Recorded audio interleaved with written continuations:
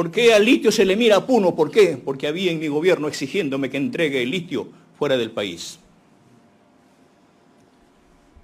He acompañado a los pescadores. He acompañado a cuidar el mar que acaban de entregársela. Aquellos pescadores que luchan, meten su lancha para sacar cuidadosamente y cuidan las especies, cuando de la noche a la mañana se viene toda una embarcación y se la lleva con todo.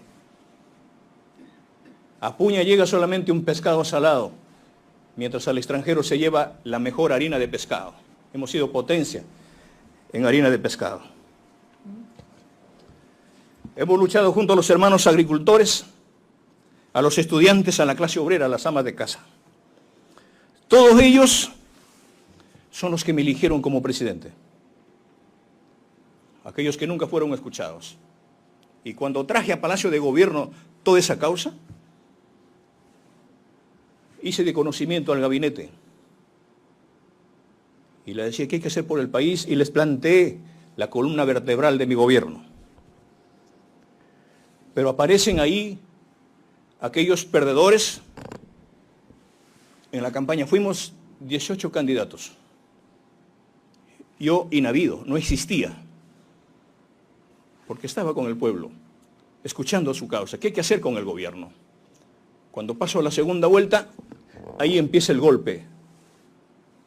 Yo no fui el golpista. Tampoco soy golpista. No soy terrorista. Soy un maestro. Soy un campesino. Nos han quitado todo. Nos han quitado la esperanza. Nos han quitado la educación, nos han quitado la salud, lo ha demostrado la pandemia.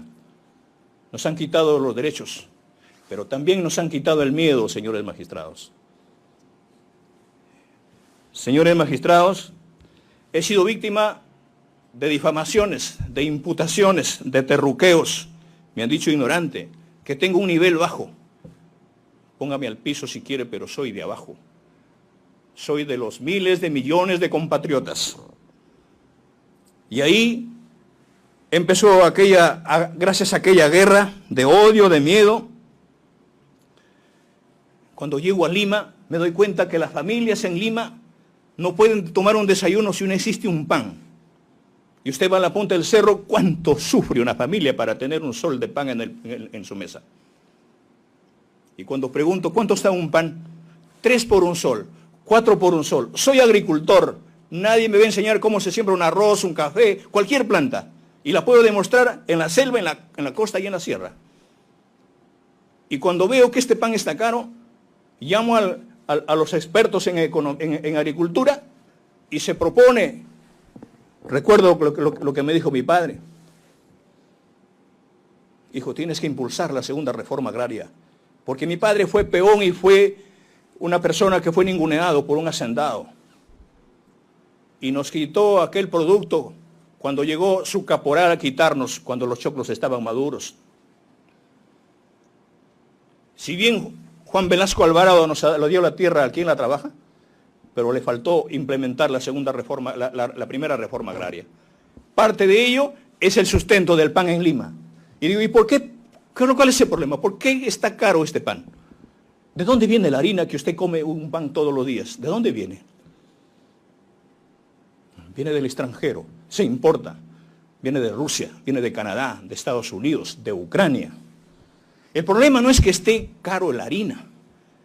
El problema es que pasa por 10 manos para llegar al Perú y quien se beneficia son los grandes empresarios y el que sufre es el pueblo. Pero tiene usted a un país eminentemente agrícola, con diferentes pisos ecológicos, con diferentes climas, diferentes producciones, miles de semillas para mejorar el país. Propongo un proyecto de ley para el Congreso que me dejen impulsar la segunda reforma agraria para sembrar trigo y cebada durante toda la serranía, como se hizo en el incanato. Y no solamente vamos a tener 20, 15 panes por un sol, sino tendremos harina y alimentos de reserva de la mejor calidad y exportar, si es posible, nuestra harina. Eso fue lo que tenía que plantear y venía planteando en los ministerios.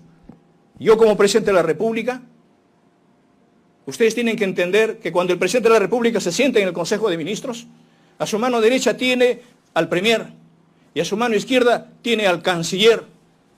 El presidente de la República es el responsable de conducir la política exterior, pero también la política interna. Hay deuda interna y hay deuda externa. Pero me di cuenta como gobierno, ¿qué hago pagando la deuda externa? Si la escuela o ese préstamo que vino no se construyó, no llegó al país. Y me di cuenta que el Estado y el gobierno, la deuda más grande no es la deuda externa, es la deuda interna. Educación, salud, agricultura para el pueblo peruano. En ese entender, llamé al directivo de la SUNAT. Quiero que me exponga usted, señor, ¿cuál es el problema? ¿Por qué? ¿Qué está pasando con el país? Hay empresas mineras, petroleras, gasíferas, madereras. ¿Y por qué hay tanta desigualdad? ¿Qué es lo que está pasando? Y el jefe de la SUNAT me dice, ¿sabe qué? Nosotros hemos venido cobrando las grandes deudas, pero hay un poder judicial, hay fiscales que le dan la mano a las empresas y le dicen, ¿sabes qué? No te preocupes, que esas grandes deudas no vas a pagar porque hay que esperar que se hagan. Ellos son deudas viejas. Y las nuevas hay que esperar que se hagan viejas. Pero no importó. Llamé al ministro de Economía y le dije, acá no se trata de estatizar la economía, se trata de democratizarla. En ese entender, fueron aquellas empresas que miraron al país y miraron al gobierno, que no pedía para el bolsillo, no pedía para mí, no pedía para el ministro, pedía para mi pueblo. O en todo caso, que esas deudas se canjeen con obras, que se hagan puentes, que se hagan escuelas, que se hagan hospitales. Y cuando empiezo a cobrar las grandes deudas, salpica el problema con Pedro Castillo, no como individuo, sino como un gobierno que dice, hoy ha entrado un gobierno comunista, te va a quitar tu casa, es un chavista, es un golpista, hay que meterle los ojos en Zarratea, hay que crear el Neficop. Pon el caso de Anguía, de su esposa, de su hija, de sus hermanos, el gabinete en la sombra de los niños, tantas cosas. 3 años, señores magistrados, a mí se me ha incluido por actos de corrupción. Y no me la van a encontrar porque yo no vine para eso. Y acá la digo al país y ante ustedes. Si a mí me encuentran una cuenta donde haya jalado un centavo para Pedro Castillo, para mí, o haber una cuenta fuera, o tener una propiedad, y me encuentran un indicio de corrupción, yo no voy a pedir pena de cárcel. Pido pena de muerte. Porque eso es lo que se tiene que corregir en el país. Que empiecen por mí. ¿Dónde están las pruebas? Ahí aparece... Yo llamé a la prensa, a Palacio, en 2 oportunidades. Y me trajeron un decálogo para firmar en el momento y le dije, pues tengo que leerla. ¿Cómo puedo leer en el momento ahí y entregarla sin saber cuál es su contenido? Y ahí me hicieron entender de que debo llevar el mismo camino que otros gobiernos. Usted tiene la oportunidad de quedarse a sus 5 años. Pero ¿cómo es?